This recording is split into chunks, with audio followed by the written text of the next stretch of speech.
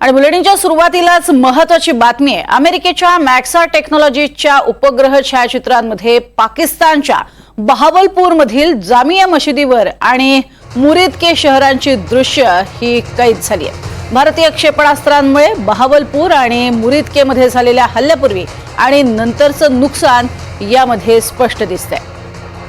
हा air strike होता। अर्थातच या एअर स्ट्राइक मध्ये आधीची आणि नंतरची स्थिती ही सॅटेलाइट इमेज मध्ये कॅच झालेली आहे।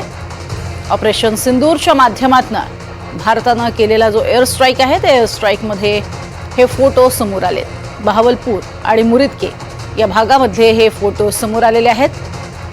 हे फोटो आपल्याला पाहायला मिळतात। सॅटेलाइटच्या माध्यमातून आलेले हे फोटो आहेत। या फोटोमध्ये बहावलपूर असेल किंवा मुरीद के असेल या दोन्ही ठिकाणची दृश्य पाहायला मिळतात।